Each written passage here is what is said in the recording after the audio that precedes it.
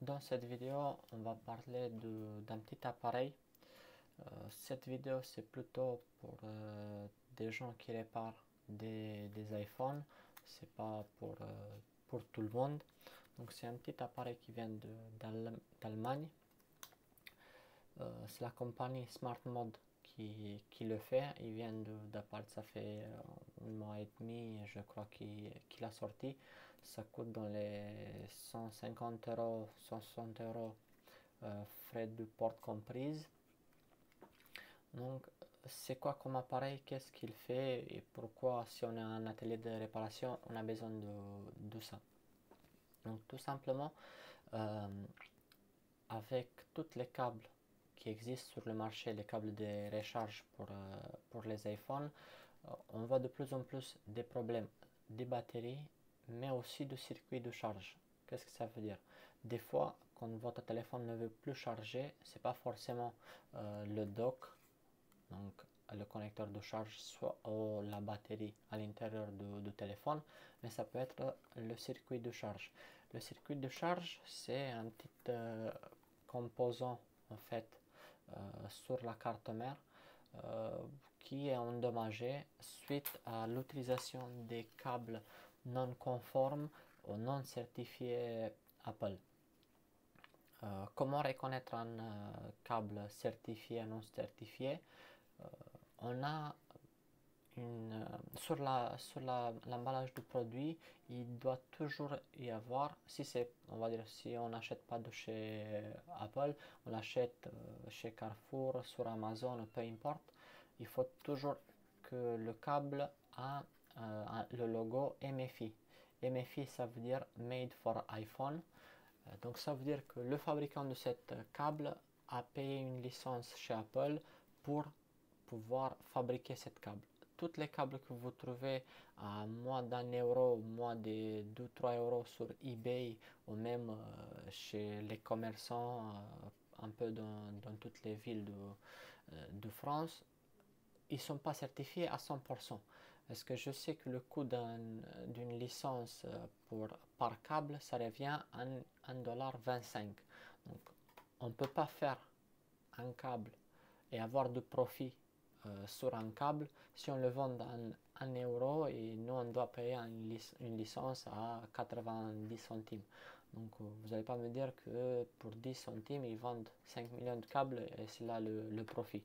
Non, pas du tout. Ça, c'est des câbles qui sont faits à l'arrache.com et il ne faut pas les utiliser. Pourquoi? Ben, vous économisez 10 euros aujourd'hui pour payer 80-90 euros ou même ne pas pouvoir réparer le téléphone plus tard. Après, c'est à vous de voir tout ça. Donc, on revient à cet appareil, comment on l'utilise et qu'est-ce qu'on peut faire avec. Donc, tout simplement, ben, il a un connecteur Lightning qui se branche sur le téléphone et ensuite on a deux modes, test ou quick test. Quick test, c'est pour faire un test très rapide et l'autre c'est un test plus en détail. Bon, de toute façon, ou un ou l'autre, il va détecter s'il y a un problème avec le circuit de charge de votre téléphone. Si on fait le test, tout d'abord, il va nous montrer, il va faire un test de votre connecteur de charge. Donc, si la connexion entre l'appareil et le téléphone se fait. Ensuite, il va passer à tester le chipset du circuit de charge, circuit USB, comme vous voulez l'appeler. Il va faire plusieurs tests et lui, il va estimer s'il passe ou il passe pas le test. S'il passe le test, ça veut dire que le problème ne vient pas du circuit de charge, mais ça peut venir d'ailleurs. Donc, comme vous voyez sur cela, par exemple, il a fait, il a passé. Alors, pourquoi cet appareil mérite les 150 euros qu'on doit payer pour l'avoir et pour nous faciliter la tâche? Tout simplement parce que chaque fois qu'il y a un client qui rentre et qu'il vient, un client, il ne va pas savoir que le problème peut venir du circuit de charge. Comme nous, on ne peut pas le savoir seulement en regardant le téléphone. On peut changer par exemple la batterie, mais le client il va retourner 2-3 jours après, même pas, en disant ah ben, votre batterie c'est de la grosse merde parce que il fait toujours la même chose. Donc il décharge vite, il charge vite et aussi des fois le téléphone ne redémarre plus quand on le met en charge si la batterie elle a déchargé jusqu'à 0%. Elle a déchargé complètement. Donc qu'est-ce qu'on fait? Systématiquement au changement d'une batterie, il faut on branche cet appareil tout simplement pour quoi, on a pour 20 secondes, 30, même pas dans un seul minute, on peut voir s'il passe le test ou s'il passe pas le test. Tout simple. Et comme ça, il n'y a pas de souci.